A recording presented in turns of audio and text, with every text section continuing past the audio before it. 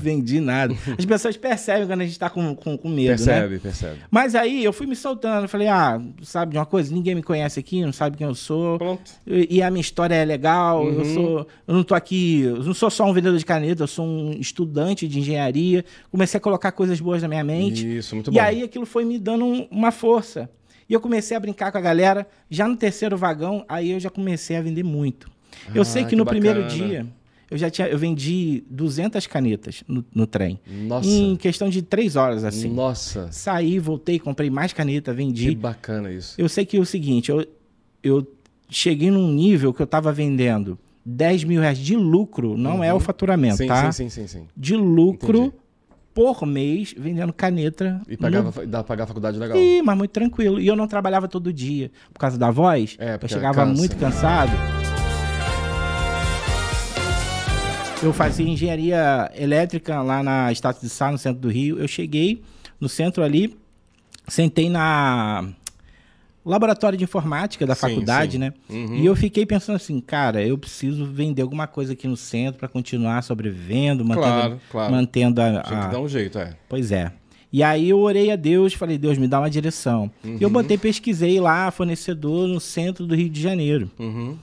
E nisso, um cara que estava à frente, né? Um aluno que estava à frente, ele veio me pedir uma caneta emprestada. Eu falei, emprestei, tal. Claro.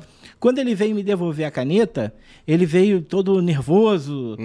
Rapaz, me desculpa, tal. Eu falei, calma, fica calmo, o que houve? Mordi sua caneta toda. Puxa vida, mordi sua caneta. Tinha crise de ansiedade. Deve ser. Aí, não, rapaz, eu comprei outra caneta pra você. Não, fica tranquilo, cara, só uma caneta, tem outras aqui. Claro. Não, tem certeza? Eu vou lá embaixo, compro outra caneta pra você. Você vê que é crise de ansiedade mesmo. Pois é. Eu falei, não, fica tranquilo, descansa teu coração, é só uma caneta. Tranquilo. Fui lá, guardei a caneta, continuei fazendo a pesquisa. Bati o Enter, na hora, o que apareceu? Na tela. Fornecedor de caneta, Centro Rio de Janeiro. Sério? Eu entendi que era uma resposta de oração. Com certeza. Muita gente ia falar assim, o Google ouviu, não tinha microfone lá. Não tem como, não tem como. E aí eu acredito que Deus falou comigo. Então eu fui até esse fornecedor, peguei o endereço, cheguei lá, a caneta, para eu poder comprar com desconto, tinha que comprar uma caixa fechada com 40 canetas. Caramba. Acho que meio que uma meta, né? Para poder baixar, para poder conseguir lucrar alguma coisa. E aí eu fui pegando, virando moeda, e ainda faltava R$1 e pouco. Que luta. Pois é, para comprar uma caixa, a menina falou assim, não, tudo bem, vai lá, vende, e depois você me paga. Perfeito. Foi gente boa. Deu um voto de confiança. Voto de confiança. Voltei para frente da minha faculdade, comecei a vender a caneta ali. E você fazia faculdade de quê? Engenharia elétrica. Top. Eu já era técnico em eletrônica. Tava dentro da área. Isso, exatamente. E aí comecei a contar a minha história. Falei, sou aluno aqui do curso de engenharia elétrica. Para continuar mantendo meus estudos, sobrevivendo. Estou vendendo essas canetas e tal. E eu comecei a vender. Vendi. Sei que em menos de 2 horas eu vendi todas as 40 canetas. Olha isso. E eu falei, nossa, esse negócio, Deus está comigo mesmo. Que bacana.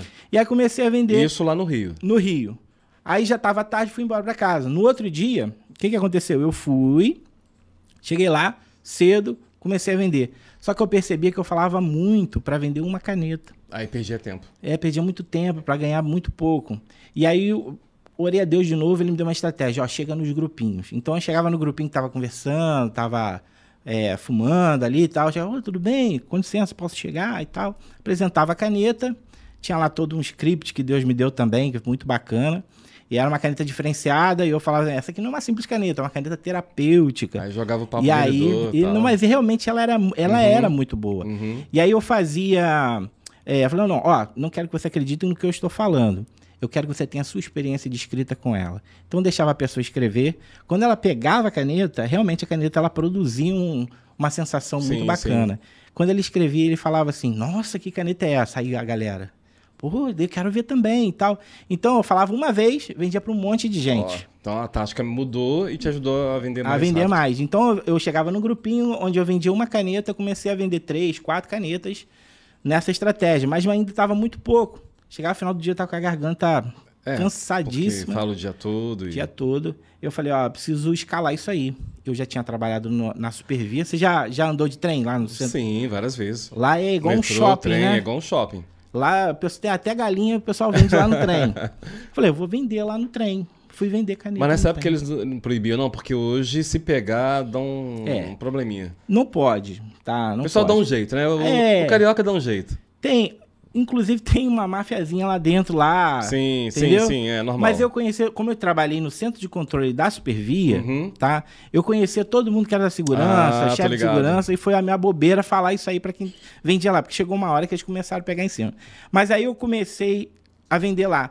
E aí o primeiro vagão, entrei naquele vagão, um frio na barriga. Falei, e agora? Como é que eu vou levantar a voz nesse vagão cheio aqui? Uma vergonha. Vergonha.